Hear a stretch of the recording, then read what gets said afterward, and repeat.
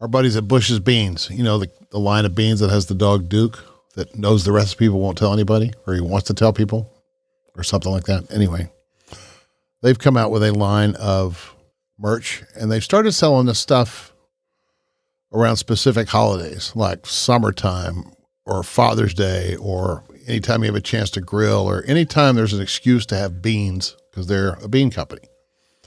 But their whole thing is that beautiful bean footage. So their store is called That Beautiful Bean Company.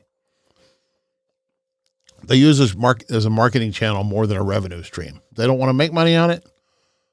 I'm sure they want to recoup some of their money on it, but it's mostly getting your name out there, getting people to buy the stuff, getting people to wear the stuff and to post it on social and just get the name out, which is keeping people top of mind, which is exactly what you wanted to do. In fact, they measure engagement by looking at social posts by people on TikTok and Instagram. They also have some kind of paid media. They do some creator stuff, but most of it is organic. So if you look at their best sellers, Bean Cat, that looks good. But little mints that look like, I guess they're Tic Tacs, but they look like beans. That's kind of fun. The can holder's awesome. Makes your beer or your soda look like a can of beans. Full color. That's awesome.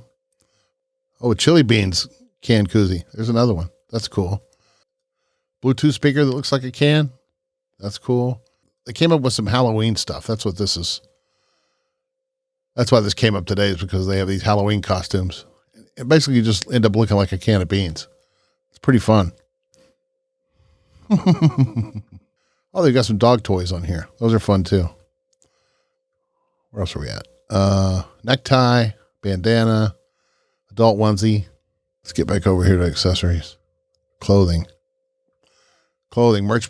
Oh, they got all kinds of stuff. A sweater that says Cool Beans, t-shirts, socks, beans all over sweatsuit, beans all over t-shirt, hoodies, pajamas, and of course those Halloween costumes we just talked about.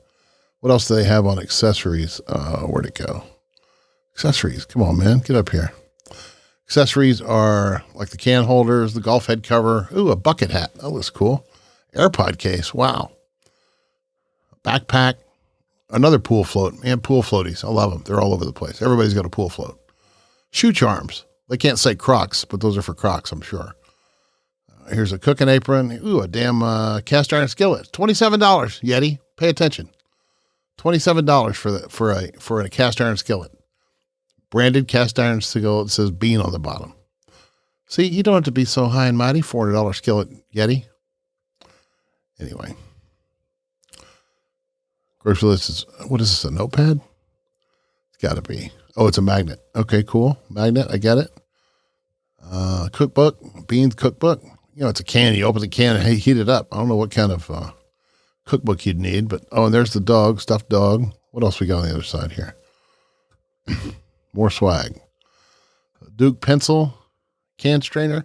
They ought to have some Duke, they ought to have some dog accessories like leashes and water bowls, stuff like that. Maybe they do, and I'm just not seeing them yet. Nope, I don't see them. Cornhole, that's another one. A beach towel, denim tote. Oh, that's a plate that's got a cup holder on it. Boy, that's smart. Here's a takeaway I got for this one. You can use themed merchandise like Halloween or Christmas or Father's Day, whatever, to come up with some reason to get in front of people, to get them talking about you. You get a deeper connection to your audience. You create engagement by having people talking about your brand. Where'd you get that? Oh, I got it over here. I love that.